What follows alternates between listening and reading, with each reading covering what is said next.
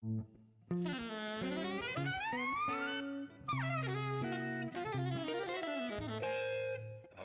Jazz.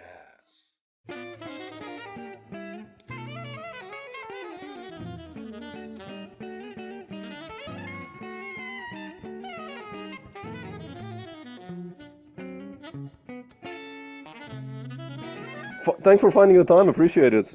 Sure. I've done this talk with so many guys you've played with, and I have you on so many records. And I've done this talk the other day with Mike Miller. So Oh, great. I love Mike. yeah, kind of goes hand in hand now. But Yeah. I wanted to start this talk actually by asking you. The last one I have by you is One People as a band leader, and maybe I'm behind, but like, what's happening on the band leading department? I really love that record, by the way, also. But like, Oh, thank you. Thank you. That was really an act of love for our dearly departed Dave Carpenter. yeah, It was just brilliant. But so we that was just born out of some jam sessions with Gary, and we kind of put it all together a long time ago. And then and that was maybe 4 years before he passed. And so then I just wanted to release it. So I don't have any record deals right now, and I'm just enjoying being a sideman more than anything else. But are you still writing music, or? I Okay, haven't written anything really currently. okay. I've arranged a lot of things, but I haven't written anything for a while. Yeah, But yeah. I've just been kind of monitoring the whole market and how easy it is to release something, and weighing whether it's good to put a CD out or EPs, or just, it's such a single world now. It's just a different. Yeah, it's changed. I talk with many Yeah. people about that, musicians, like, what is an album nowadays, even, or how to release the music. What Yeah. it's a tough question, actually. I mean, It's where I do like albums. Most yeah, of the music that I've heard that really moved me was born of a concept throughout the whole project, and I really kind of miss that. yeah, yeah. I many times talk to my students, like, I was the CD generation, so I remember saving up my lunch money and buying an album, just, and I didn't eat for 4 days, like during school, but I had that, I don't know, John Scofield CD which came out, and I, like, kept listening and reading the liner notes, and Yeah, I think the younger generation, they miss this romantic yeah. gesture, I guess, in a way. I So mean, there are so many elements that have gotten lost that people don't think about so much. For me, there were some DJs in Los Angeles who were just incredible, like old school jazz guys, and they'd play a song, and after the song, they'd tell you everybody that played, and they would give you background information that just helped you, kind of fueled my curiosity. yeah. So I really loved getting albums and reading all about what I already kind of heard little inklings of through musicians and DJs, and just getting the whole story. Yeah, that's the beauty of it. Yeah. And I had a John Scofield record like that too. Oh, really? Which one was it, by the way? Well, I remember touring with Tower of Power in Japan, and we did an interview. They sat us all down, and they asked everybody in the band what their favorite album was at that moment. And it was right after Meant to Be came out. Oh man, that's and I just was so moved by that record, and I talked about that. It was such a departure from what most of the guys in that band were talking about. interesting. Yeah, I love that record, especially that tune Meant to Be. I think it's like a 6/4 E minor waltz or something. Yeah, like. Yeah. So I had a 3 tenor band with Bob Shepard and Rob Lockhart here for a couple of years in Los Angeles in the early '90s, and we played some songs from that record. Really good. I mean, you obviously belong to the generation which was still on records and vinyl buying when you entered the love for this music. When did this moment happen for you? That you said, like, shit, I want to explore jazz and improvisation? Did you have like a specific moment that you heard the record, or? I was really lucky because my parents were both fans, and my mom was a piano player, and she played a little bit of alto in high school. So they just kind of had music around the house, even though they were very busy doing their things and raising 4 kids. And my mom she would go to the library, and I remember her bringing home albums and we would record them on reel-to-reel tape so that I could listen to them after she had to return the album back to the library. And I remember some Motown record. I remember some Temptations. I remember Nights in White Satin, Booty Blues, and just being immersed in that. The sound, the sonic field was so important for me that I could put on headphones and just kind of isolate myself and go into that world. That was huge. And then and the Beatles too, like the White. I mean, she got the White Album and recorded that. The diversity of material on that record. And then I was playing in bands, and she actually got me a book of Beatles tunes. And so I was learning. I played piano from age 5 to 12, and I remember reading I think a chart for Eleanor Rigby, and I looked up at my mom. I said, "Mom, this doesn't sound like the recording." And she said, "Oh, really?" And I played it for her what was on paper, and she goes, "Oh, yeah, that's different than the recording." So that kind of that started the improvisation concept, and following your ears and taking off from there. So, and my dad was a huge jazz fan, and he had all kinds of. He was a collector of when they had those larger. They were 33. But I think they were larger, like 45 size, or in between there. And I'm not sure if they ran at 78 or whatever, and I could never play them for years.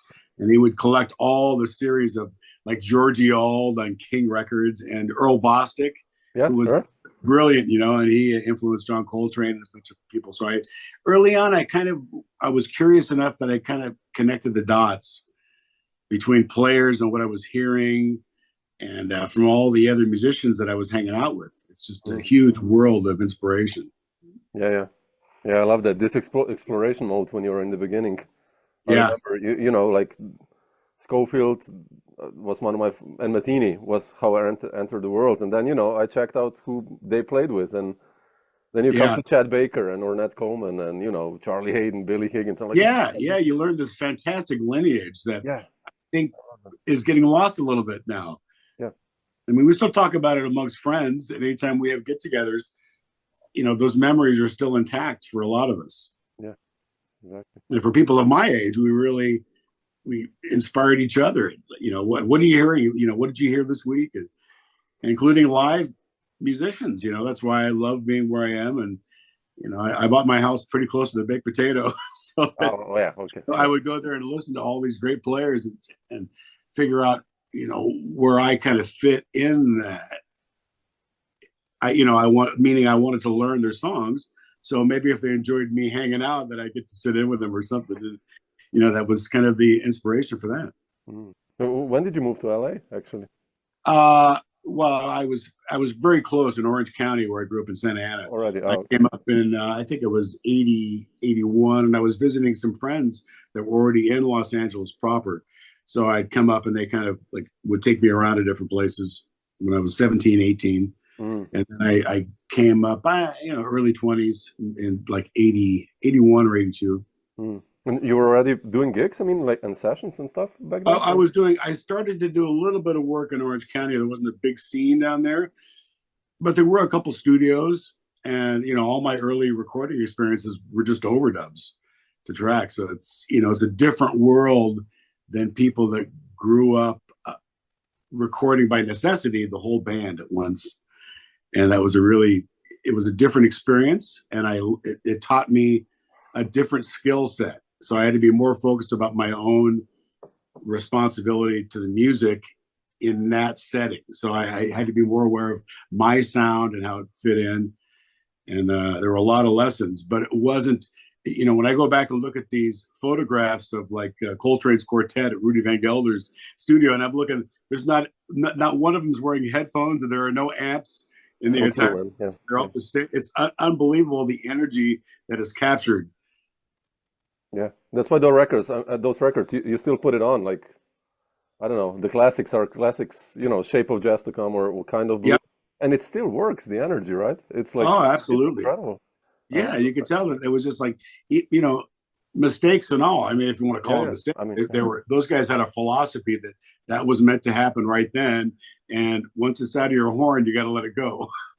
You can't go back. And I came up in the overdub world as like, oh, well, I can fix this part. So I go in there and, punch in and do a little fix. And that takes you away from being in the moment, which I think is the importance of doing live gigs. Yeah.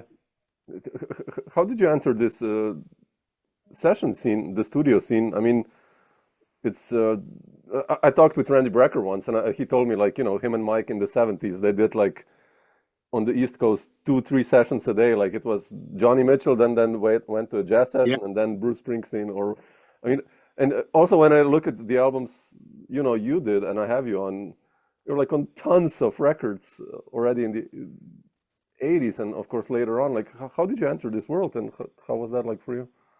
It was just through connections and people that I played with that liked having me on certain recordings and like playing with me. So it just kind of caught on from there. But really, the Breckers were a huge influence on me, and young Dave Sanborn too. They were playing together a lot.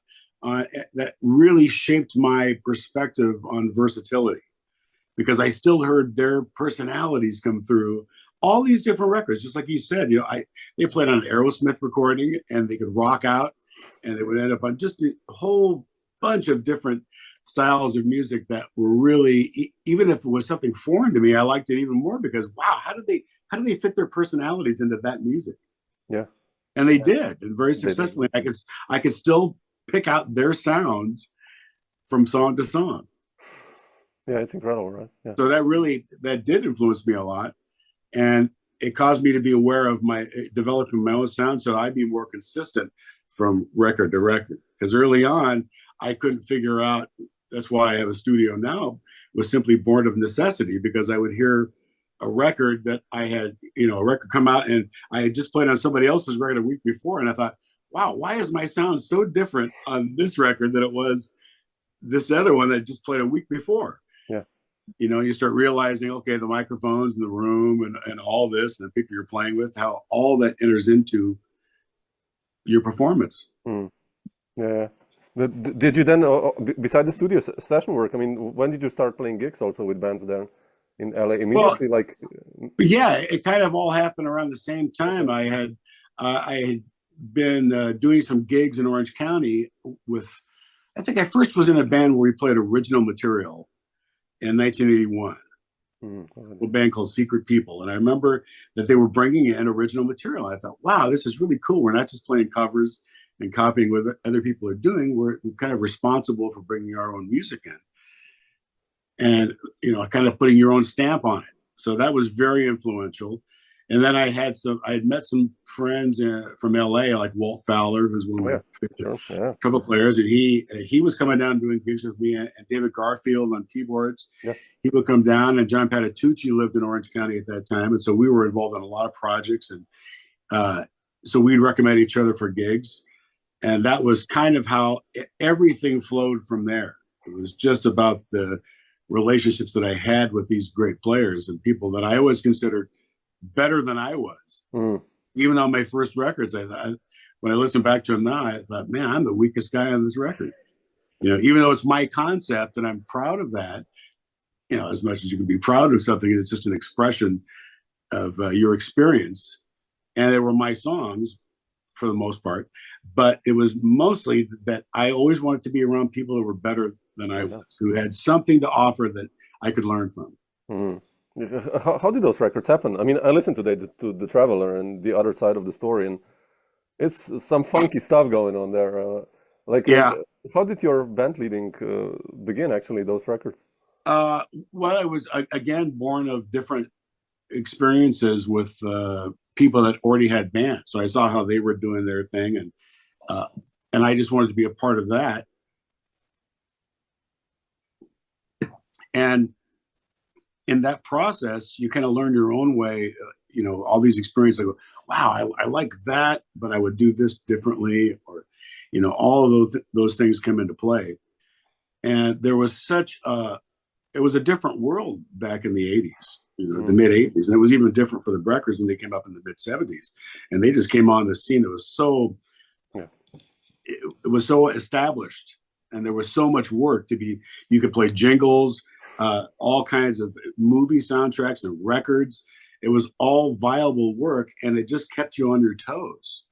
You had to perform, and you were performing, in all different situations. Sometimes it would be a full-on band performing. Sometimes it would just be an overdub by yourself. Sometimes as a member of a horn section. And I learned from all of those situations. And I learned by listening to bands of the Baked Potato, and and then sitting in and realizing how you could shape your own direction. Yeah. And so that was why the variety of songs on the first records, where it was purposely not to be pegged, because I just didn't want to be pegged as another clone of this guy, that guy. Because it was really influenced by the Breckers and Sanborn early on. So I, after a while, I realized, oh boy, I have to find my own voice somewhere in this. Yeah, the music is great. Bullfunk and that's Santa albums, I think, and it's beautiful music. It's nice, really nice melodies. And the band, I think you have Bissonette and Patitucci, right? That's the rhythm section. Yeah, Bissonette, Patitucci, David Garfield, and Walt Fowler. That was a band, and I was playing with Robin Ford at that time, so he played a solo on the record. Yeah, that's amazing. You cannot go wrong with those musicians, anyways. No, that's kind of the point for me, is I just had to surround myself with guys that brought something different and beyond what I was contributing. Yeah, which I think is kind of a common thing with band leaders. That's why, if you look at the pantheon of great band leaders, there's kind of one guy that kind of is above everybody else. What Miles Davis brought to the table as far as providing an open canvas for all these musicians to just paint their colors was just fantastic. And when I reflect on that, I think that's why he was so important as a musician, more than a trumpet player, beyond all that, just as a mover of kind of a cultural identity. He played. If he covered tunes, they were popular at that time. Yeah. People don't understand when he played "My Funny Valentine." That was a popular song when he played it first. And it's not like us playing it 50 years later or something. That was a current song, just like when he covered Michael Jackson. Human Nature. Yeah, exactly. All that he did that. Those were popular songs at that time. He wasn't like reaching back. He was always firmly committed to the now. Yeah, and all the players basically from his bands then. Yeah, became band leaders. All the players that went through that. There's no better university than that. Oh man. Like the school of Miles Davis. Look at all the musicians that were movers and shakers. That's what not just good craftsmen or this guy is good at this. That they just all had something really important to say. Yeah, and you can't help but think that was a platform that gave them that opportunity to discover their own voice. Yeah. Did you like the band leading aspect immediately, or when you look back? When I reflect on it, I didn't enjoy it as much as I should have. I didn't appreciate it at the time. It was more stressful for me because I always felt like I was undereducated and that I always had more to learn. And those are qualities that I kind of appreciate now because they keep me curious and keep me studying and, hopefully keep me on my toes so that I can look and say, oh, I didn't know that. And that is really very important to me at this age, that I can discover new material. Yeah. And that's the beauty of, a forum like YouTube format, because you can discover all these great live recordings of people that you'd only heard on records. And to me, that was the real selling point of what music could be in the moment. You realize that even some of the recordings that Charlie Parker did, in the 40s after that recording ban, they were, everything was very short form, and they, it was like, I don't think the recording quality was as good as it became. So I was always really motivated by sound and the immersive quality that some of these recordings provided. You could just dive into. And so Bird was a great example. I didn't really appreciate him as much from those studio recordings until I heard like Summit Meeting at Birdland, which is him and Dizzy Gillespie, like some of the best alto and trumpet I ever heard live. Just stellar performances from like 51 or 53, early 53, I forget, but just really great. And wow, those guys were burning, and they stretched out a little more than they did. You realize, they're just different photographs are different representations of those performances. Yeah. And studios are different than live. So my favorite recordings in the studio are usually those that at least feel like they were all performed at once. And that's an art in itself. True. To bring your personality and want to influence something, so that you just kind of raise the music. You support the music. Yeah, nicely put. Yeah. I wanted to ask you about your Sidemen stuff also. I mean, you've done so much work, and you mentioned Tower of Power, but earlier already you did some work with. I mean, I'm a guitarist, so I wanted to ask you about George Benson. And, Oh yeah. There's like this famous Live at Montreux killing one actually, and how was it like playing with George, and how did you end up on that gig? I got that gig through some of my baked potato buddies. Okay. Because I knew Dave Boroff, who got me on the Late Show with Joan Rivers, and he was leaving George's band, and so it was always two saxes and trumpet, and he recommended me for the gig, so I just kind of slid right in there and did that for a year and a half until Randy Waldman, who also was the MD on George Benson's gig, and then he left, and he put this band together for Joan Rivers. So I really played with George for I think about a year and a half, and then left to do the Joan Rivers gig, which that only lasted a year. Now you look at these guys. Some of my friends have been on these TV shows for like 20 years on Jimmy Kimmel, and they've been around for that. But that was a fantastic band with Vinny Colaiuta and Jimmy Johnson, and just a smoke. I mean, still some of my favorite playing that I've ever heard from a larger ensemble on coming back from commercials. That band was just smoking, and they gave a lot of opportunity. They just let us play. We'd be stretching out on solos coming back from commercial break. And so when that happened, then I kind of left George's gig to do that show. But that was always, those were all friends of mine from playing the Baked Potato. And then, so the thing about George's gig that was interesting, there was only one saxophone solo in each set.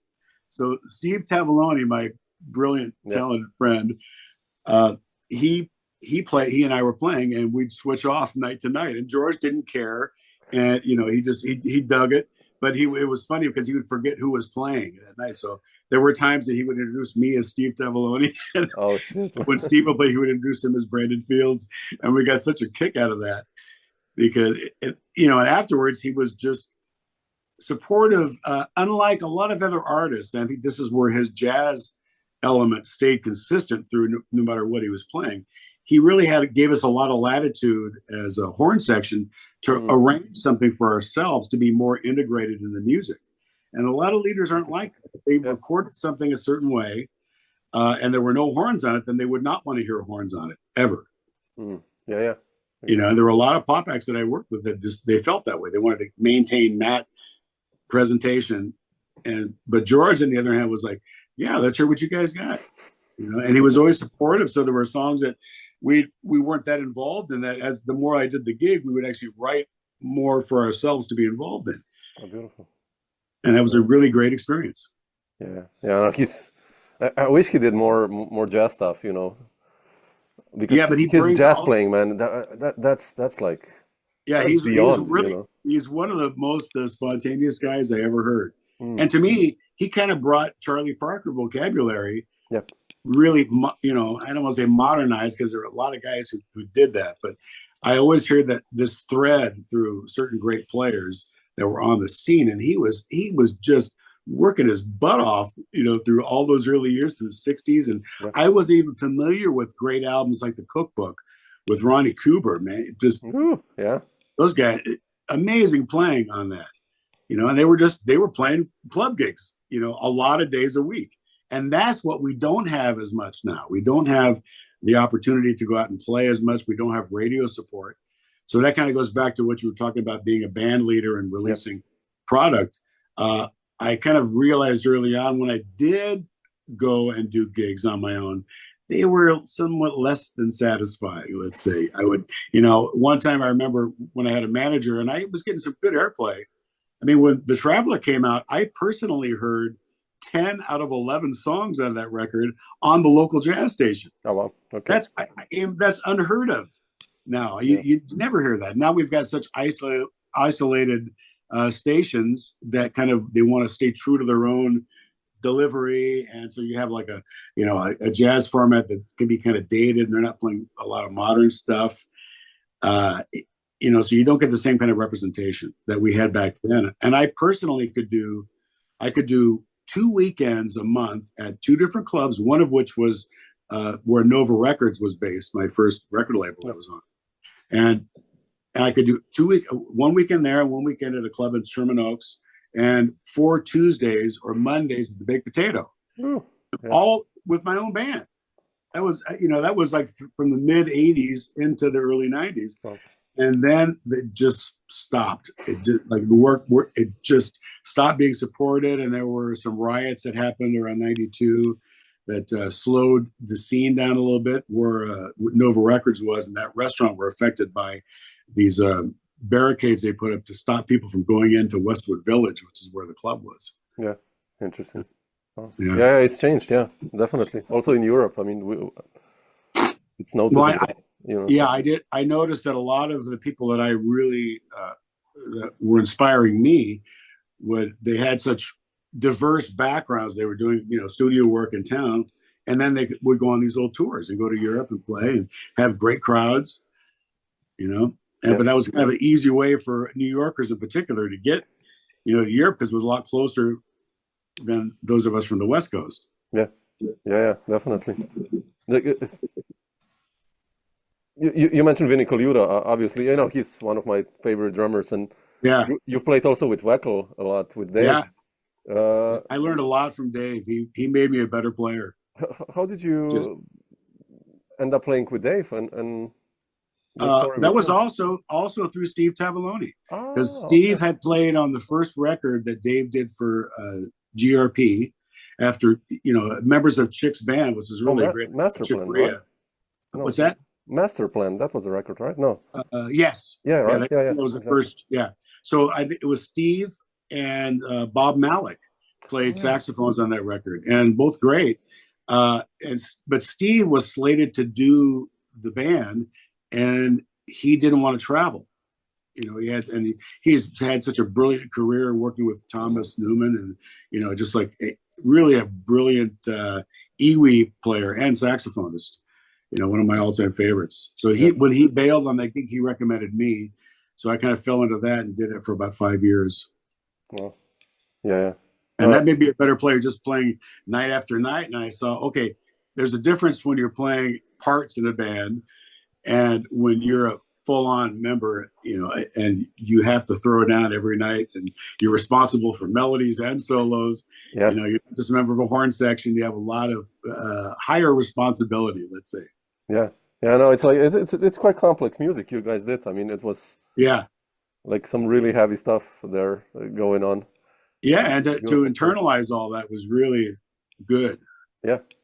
And you traveled also to Europe, right? A lot with Dave, or Yeah, we would do 6-week tours and travel all over the place.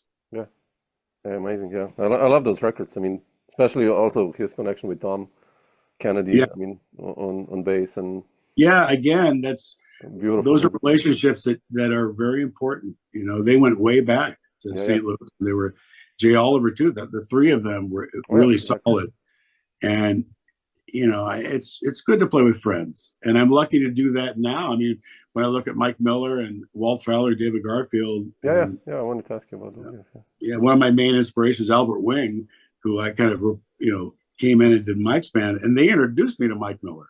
Okay. Because they were all playing together in the Fowler Brothers Air Pocket. So when I heard what the Fowler Brothers were doing, and they were playing with Zappa, and I was like, oh man, those guys got stuff.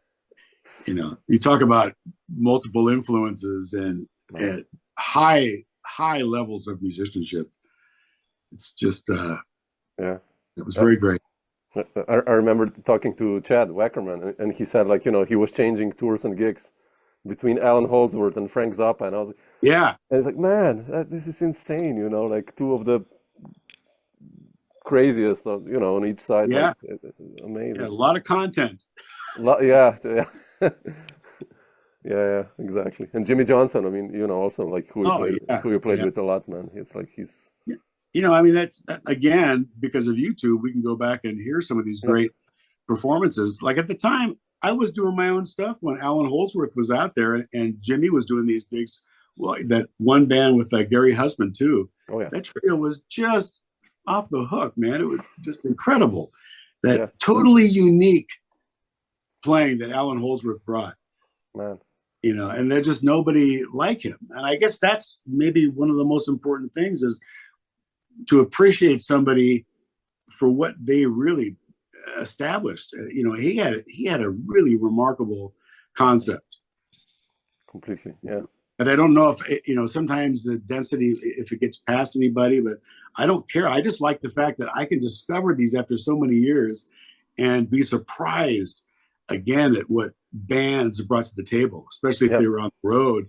It's one thing to hear the studio recordings of these bands, but then when you get these live and it all comes together in these live performances, just nothing like it. Yeah. Alan was Holdsworth. He was funny. I mean, I spoken to Gary, husband, and he said like that after every gig, Holdsworth was like, "Yeah, man, I sucked. I Yeah. played it so bad again." And everyone was like, Well, yeah. What?" That was his issue, but Well, he was part of it's that was kind of a insane. long-standing tradition amongst a lot of my favorite players, is that you were always kind of self-deprecating and you just kind of acknowledge that there's so much more to learn. Like, however good you are, that's one thing, but it has nothing to do with what we have to do tomorrow. Yeah. Yeah. It's like what we have to prepare for and study just to keep ourselves viable, I guess is the best word. Yeah. As we get older, try to keep our vocabulary in development, let's say, Yeah. and be influenced by a lot of things, even if that means discarding those things that you find, you can acknowledge it, but I don't really need to grab that for it. Like, I don't really know how much I have to integrate subwoofer information into my recordings. And you start playing enough clubs when you walk on stage and you're being rumbled underneath by these huge subwoofers. And I know that a lot of my friends can relate to walking on a stage, and Yeah. it can take you out of the game if you're not able to be focused. And if you can, get past those issues that you have to surpass to make music. Yeah, absolutely. Yeah. Because some of those clubs are not as musical as they should be. Yeah, it's the environments. I mean, you get to play sometimes. It's really, it's insane. Yeah. Yeah. You And have so to adjust always. And you pay attention about which clubs you like, and you look forward to going back to those clubs. yeah. I remember playing some of the European clubs, especially with Tower of Power, because Mm. no matter, it wasn't really a jazz band, but I always loved that band. Oh man. It was when I walked on stage the first time, it was one of the only bands I ever had goosebumps. Partially because I never rehearsed with the band. They just sent me some tapes and charts, and I replaced a sax player who left mid-tour to And you go. came straight to the gig, or? Yeah. I Oh flew shit, up and man. met Wow. them in the Bay Area, which is their home turf. So I fly in there, and the first thing we do is jump in these Lincoln Town cars, and we go immediately to a barbecue joint in Oakland. And then we drive out to this gig, and we did a few gigs in the Oakland area, and that was powerful. I mean, the fans and just walking on stage and never even playing all the songs before I did the gig. Oh, We wow. literally ran like 3 songs at sound check, and Mimi just looks over and he goes, "That's cool." And that was it. And then I was in, but I had just released Everybody's Business Yeah. on Nova, and I was starting to get out and do some gigs, which again, it was just easier to be part of the situation that already had the infrastructure intact. So you don't have to go in there and move a lot of mountains to go out and tour. And we were trying to tour with a lot of equipment. Yeah. So it was fun with Tower. It just wasn't, because I had my own record, I could never really join that band. And I respected them, and I still do. What they have and their particular brand of Sure. funk Yeah. and soul is just it's infectious to me. Like those rhythms and syncopations, they really drive a lot of my improvisations. Really, my funk foundations are that. And and the whole that East Bay thing, which was also put out by Herbie Hancock's Headhunters, the Can't forget, Thrust yeah, album sure. with Mike Clark and Paul Jackson.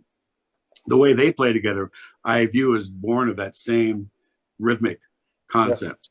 Just like you can look at the funk of Ohio and the Ohio Players and the Collins brothers who played with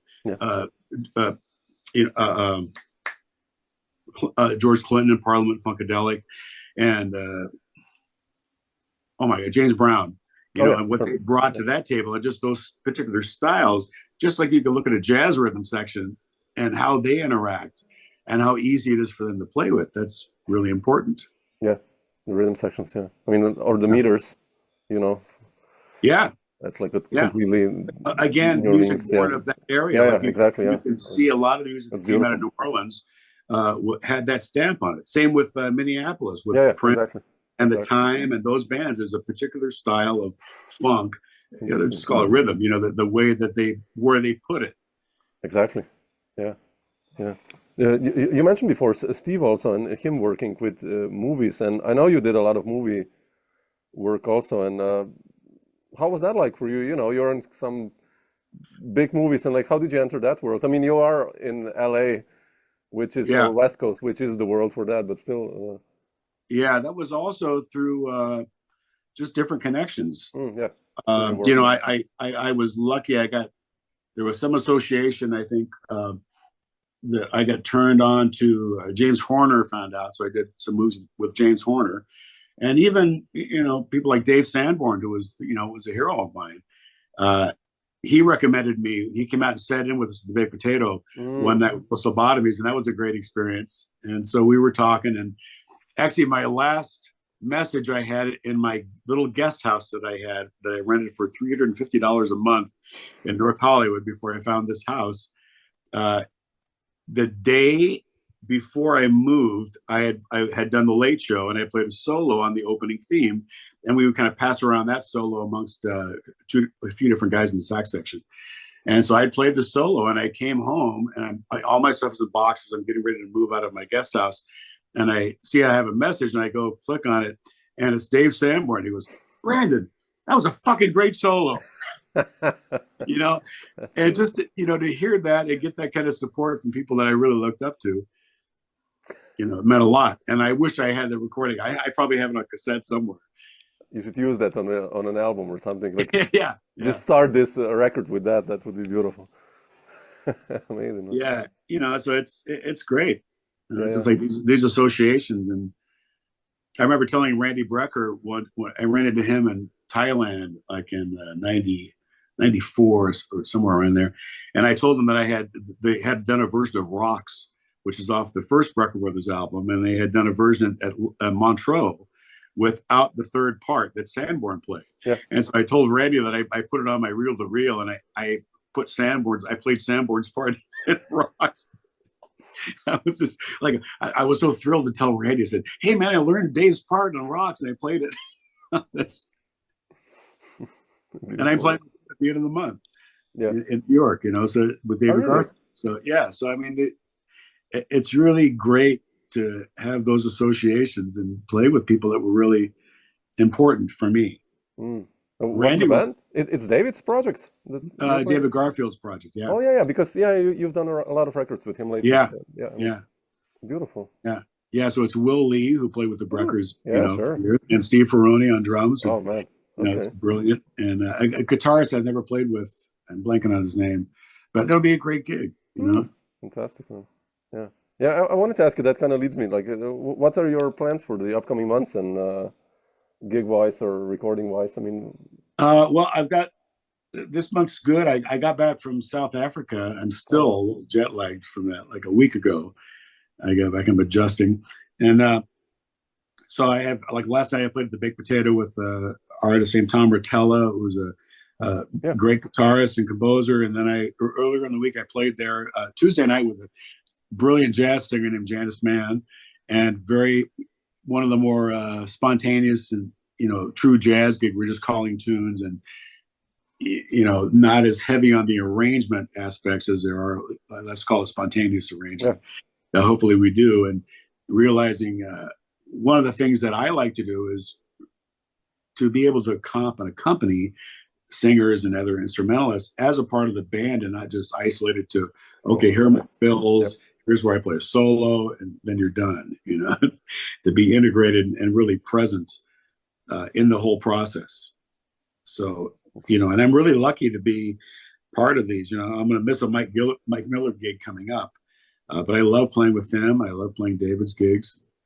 So I've got a lot of those, and then I'll do my yearly birthday bash at the Baked Potato on December 26th. And I look forward to those, and I usually get a lot of my old friends to come out for that. Fantastic.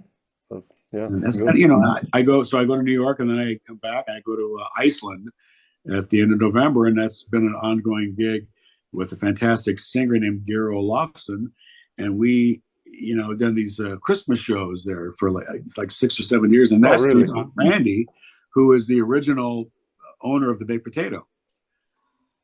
So all these relationships, if we're smart enough to nurture them, we can hopefully retain these relationships, and people still want to play with us. And and it also feels good because then you really feel like they want you.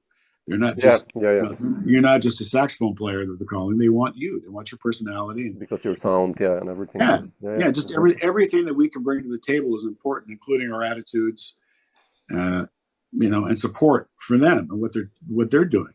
Yeah. Which I will say, I think the Kenny Warner book, Effortless Mastery, was huge in getting me to revisit my relationship with the bandstand and with the other players on that stand and what you're serving, which is really the music, and always be focused on your surroundings and supportive of everybody playing, not just, like I said before, play your fills, play your solo, and then walk off the stage and get a beer and come back.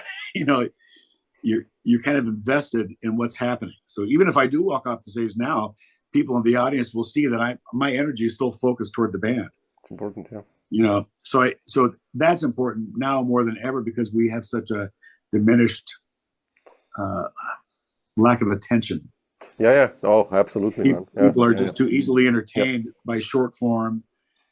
And so they don't look for the longer experiences. And I'll tell you, a guy that I really has also done a lot is Rick Beato, who has a brilliant YouTube page and interviewed so many great players that were influential. Like you said before about realizing, hey, these guys played with this seminal band leader. And then you go back and listen, then you realize where that band leader came from. So when I look at like some of my favorite players like Keith Jarrett, Pat Metheny, they were kind of mentored by Gary Burton at Berklee. And all the great players that went through Berklee, again, that's kind of like Miles Davis University. I mean, the amount of players that went through that, and going back and visiting what Gary Burton contributed as an improviser too is just amazing. Yeah. And his support of these really singular artists. Yeah, so true. Yeah, amazing. Cool. Oh, shit. I think I hear my daughter upstairs crying. Brendan, thanks for sharing some of these thoughts, man. I really appreciate it. Sure, my thanks pleasure. for finding the time. And I think I'll have to escape up. So. Yeah.